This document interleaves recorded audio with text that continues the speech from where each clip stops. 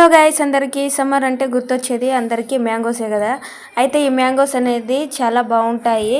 అన్ని పండ్లల్లో కంటే మ్యాంగో అనేది చాలా మందికి ఇష్టంగా ఉంటుంది కదా. అయితే మనం మ్యాంగో జెల్లీ ఎలా ప్రిపేర్ చేసుకోవాలో చూసేద్దాం. ఈ వీడియో కనుక మీకు నచ్చితే లైక్ అండ్ సబ్స్క్రైబ్ చేసుకొని నా ఛానల్ని పిల్లలకి ఇలా చేసి ఇవ్వండి, చాలా ఇష్టంగా తింటారు. లేట్ చేయకుండా మనం వీడియోలోకి వెళ్ళిపోదాము. 2-3 బాగా పండిన మ్యాంగోస్ని తీసుకొని మంచిగా వాష్ చేసుకొని కట్ చేసుకోవాలి. ఇలా మంచిగా కట్ చేసుకున్నాక ఒక మిక్సీ జార్ తీసుకొని అందులోనే ఈ లోపల ఉన్న గుజ్జు మొత్తం తీసుకోవాలి. మ్యాంగో గుజ్జుని సపరేట్ చేసుకున్నాక ఇందులో మనకు టేస్ట్కి సరిపడా షుగర్ యాడ్ చేసుకోవాలి. షుగర్ ఇష్టం లేని వాళ్ళు బెల్లం కూడా యాడ్ చేసుకోవచ్చు. ఇందులో కొంచెం వాటర్ పోసుకొని మంచిగా మెత్తగా స్మూత్ పేస్ట్ లాగా మిక్సీ పట్టుకొని పక్కన ఉంచుకోండి.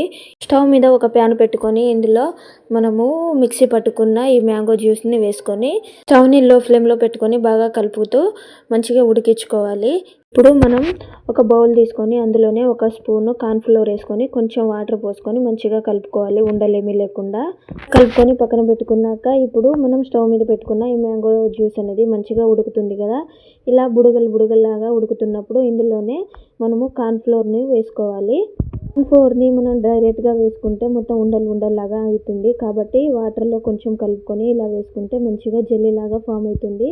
ఇలా మంచిగా వేసుకున్నాక బాగా కలుపుకొని ఒక 2 మినిట్స్ కలుపుతూనే ఉడికించుకోవాలి. మిశ్రమం అనేది మంచిగా ప్యాన్కు సపరేట్ అయ్యేటప్పుడు స్టవ్ ఆఫ్ చేసుకొని పక్కన ఉంచుకోవాలి.